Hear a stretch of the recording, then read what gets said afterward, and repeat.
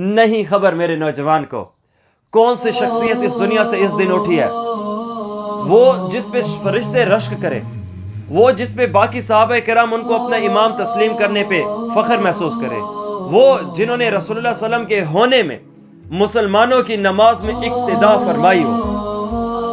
وبسملہ و محمدلہ و مسلیہ و مسلمہ۔ ابو بکر صدیق رضی اللہ تعالیٰ عنہ انبیاء علیہ السلام کے بعد بالاجماع بڑی زبردست، بہترین، اعلیٰ اور افضل شخصیت کہلاتی ہے۔ ابو بکر صدیق کا اصل نام ہے عبداللہ، ان کا لقب ہے عتیق اور صدیق بھی۔ عتیق کیوں کہتے ہیں؟ عتیق کا مطلب ہے آزاد، صدیق کا مطلب ہے سچ کا، گویا مفہومی طور پہ ساتھ دینے والا، سچا۔ عتیق اس وجہ سے کہتے ہیں، اللہ کے پاک پیغمبر علیہ السلام نے صدیق اکبر کے بارے میں ارشاد فرمایا تھا، انت عتیق من النار، اور صدیق تو آگ سے آزاد ہے۔ اس وجہ سے ابو بکر صدیق رضی اللہ عنہ کو یہ بھی کہتے ہیں۔ اور صدیق لقب اس وجہ سے نبی علیہ السلام کی نسبت سے لگا کہ جب نبی علیہ السلام کی معراج کے موقع پہ کوئی بھی بندہ صدیق اکبر کے سوا آج وسلم کی تصدیق کرنے والا نہ تھا، تو ابو بکر صدیق نے آگے بڑھ کے کہا، یا رسول اللہ جیسے جیسے آپ فرما رہے ہیں ویسے ویسے ہوا ہے، کوئی مانے نہ مانے صدیق کا دل مانتا ہے۔ تو اس وجہ سے اللہ رب العزت کی طرف سے بھی اور اس طرف سے بھی صدیق لقب پڑا۔ ابو بکر صدیق رضی اللہ تعالیٰ عنہ کی مزاج پیغمبر میں اترا ہوا انداز ہم اس انداز سے دیکھتے ہیں۔ میں آپ کے سامنے چھوٹی سی ایک بات رکھتا ہوں جس سے اندازہ ہو جائے گا صدیق رسول اللہ صلی اللہ علیہ وسلم کے مزاج میں کس طرح سے ڈھلا ہوا ہے۔ حدیث ہے، آقا فرماتے ہیں مجھے 3 چیزیں بڑی پسند ہیں۔ بھئی کون سی 3 چیزیں؟ تو نبی علیہ السلام نے مکمل فرمائی، ایک لمبی حدیث ہے۔ اس کے بعد جب صدیق اکبر کی باری آئی، صدیق نے بھی وہی بات کر دی، یا اصلا اگر آپ کو پسند ہے تو پھر مجھے بھی پسند ہے۔ اور جس طرح تعداد میں آپ کو 3 چیزیں پسند ہیں، صدیق کو بھی 3 چیزیں پسند ہیں۔ ابو بکر صدیق رضی اللہ تعالیٰ عنہ نے جو اپنی 3 چیزیں ارشاد فرمائی کہ مجھے 3 چیزیں کون سی پسند ہیں، ان میں پہلی چیز یہ ہے کہ مال میرا ہو، رسول اللہ پہ لوٹاتا جاؤں، نظر میری ہو اور منظر رسول اللہ کا ہو، نبی علیہ السلام سامنے ہو اور میں ان کو دیکھتا رہوں۔ اسی طرح میری بچی ہو، رسول اللہ کا حرم ہو۔ یہ خواہشوں کو اگر ہم صحیح معنوں میں دیکھیں نا، خواہش وہ ہوتی ہے جو مجھے نفع دے، خواہش وہ ہوتی ہے جو میرا فائدہ ہو۔ لیکن یہاں پہ صدیق اکبر رضی اللہ عنہ نے نبی علیہ السلام کی محبت میں اتر کے خواہشات ایسی رکھی ہیں جس میں اظہار خواہش تو صدیق کا ہے، پر وہ بھی خواہش نبی علیہ السلام کے لیے ہے۔ خواہش میں اپنی بات کی جاتی ہے، پر صدیق اکبر ہیں، رسول اللہ کی بات کر رہے ہیں۔ دیکھیے نا، صدیق کا مال و نبی پہ لگے تو نفع کسے؟ بچی صدیق کی ہو، گھر رسول اللہ کا ہو حرم کے طور پر، تو نفع کس کا؟ تو یہ ہے صدیق اکبر جو مزاج میں رسول اللہ صلی اللہ علیہ وسلم کے مزاج میں ڈھلا ہوا ہے۔ تبھی تو کئی موافقتیں ہیں۔ میں نے صدیق اکبر کورس کرایا ہے، اس کے اندر ایک دن صرف میں نے اس بات کے اوپر لگایا تھا کہ وہ باتیں جو نبی علیہ السلام میں ہیں، ان میں کئی ایسی مثبت خوبصورت چیزیں ہیں جو رسول اللہ صلی اللہ علیہ وسلم کے بعد ابو بکر صدیق میں بھی پائی جاتی ہیں بطور صحابیت کے۔ تو یہ وہ شخصیت ہے۔ اس حوالے سے ایک اور بات بھی میں آپ کے سامنے کرنا مناسب سمجھتا ہوں۔ ابو بکر صدیق نے اپنی 3 خواہشوں کا جو اظہار کیا نا، اللہ نے خوبصورت طریقے سے مکمل بنا کر ان میں سے ہر ایک خواہش کو پورا فرمایا ہے۔ ابو بکر نے کہا ہے میرا مال ہو، رسول اللہ پہ فدا ہو۔ دیکھو نا، اتنا مال لگایا ہے کہ اللہ کے پاک پیغمبر علیہ السلام فرما اٹھے، تمام کا جس نے محمد عربی صلی اللہ علیہ وسلم پہ احسان فرمایا تھا، میں نے ان کا احسان واپس کر دیا، یعنی لوٹا دیا ہے اچھے طریقے سے۔ صدیق، کتنے موقع پہ تو نے اس انداز سے خوبصورتی بخشی ہے کہ تیرا تو کل قیامت دن اللہ ہی اتارے گا۔ اور دوسرا، بچی میری ہو، رسول اللہ صلی اللہ علیہ وسلم کے گھر میں ہو، حضرت عائشہ ہیں، حضرت صدیق اکبر کی صاحبزادی ہیں، بچی ہیں، بیٹی ہیں، ڈاٹر ہیں، اور ابو بکر صدیق رضی اللہ عنہ نے اپنی خوشی سے، حضرت عائشہ بھی ساتھ راضی ہیں، ان کو عنایت فرمائی ہے، نبی علیہ السلام کا حرم بنی ہے۔ یہ ہے خوبصورتی، ٹھیک ہے جی۔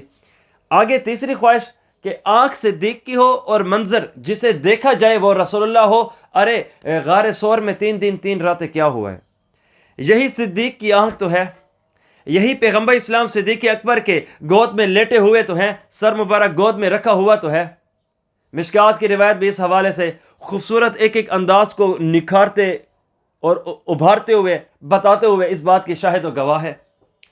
کہا بچی ہو رسول اللہ کی، اللہ نے قبول فرمائی، مال ہو رسول اللہ پہ فدا، قبول فرمایا ہے، اور اسی طرح نظر میری ہو، رسول اللہ صلی اللہ علیہ وسلم پہ فدا ہو، پورا کرایا ہے۔ یہ ہے صدیق اکبر۔ ہاں ایک ایسی شخصیت جسے وفاؤں کا سمندر کہتے ہیں.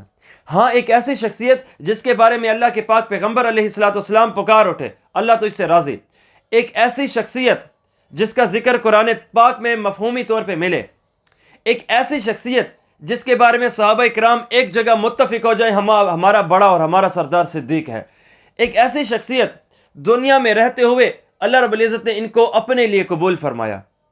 ہم صحابہ کرام کی جس طرح انبیاء ہیں نا، انبیاء علیہ السلام میں تمام تر انبیاء صحابہ اور ہم سے افضل ہیں، لیکن انبیاء کا آپس میں درجہ درجہ ہے. کچھ انبیاء سے افضل ہیں، جس طرح نبی اور رسول نبی سے افضل ہے. پھر اس کے بعد ان تمام میں جو 4-5 بنتے ہیں، حضرت عیسیٰ، موسیٰ، ابراہیم و رسول اللہ صلی اللہ علیہ وسلم. پھر ان میں آج صلی اللہ علیہ وسلم سید الانبیاء ہیں، امام الانبیاء ہیں. اسی طرح صحابیت میں بھی درجات ہیں. وہ صحابہ کرام جو فتح مکہ سے پہلے ایمان لائے، یہ افضل ہیں ان صحابہ کرام سے جو فتح مکہ کے بعد ایمان لائے. اسی طرح اگر ہم ان کے درجات کو کم کرتے جائیں نا، جو شخص فتح مکہ سے پہلے ایمان لایا وہ افضل ہے. فتح مکہ کے بعد ایمان لانے والوں میں ابو بکر وہ ہیں جو فتح مکہ سے پہلے ایمان لائے. قرآن نے واضح طور پہ بتایا ان کا ایمان افضل ہے. آگے آؤ، یہ جو فتح مکہ سے پہلے ایمان لانے والے تقریباً 10,000 افراد ہیں اس کے قریب. ان میں وہ افراد جو بیت رضوان میں موجود تھے 1200-1300، ایک روایت کے مطابق 1400، یہ 10,000 سے افضل ہیں. ابو بکر ان 1200-1300-1400 کے اندر بھی موجود ہیں.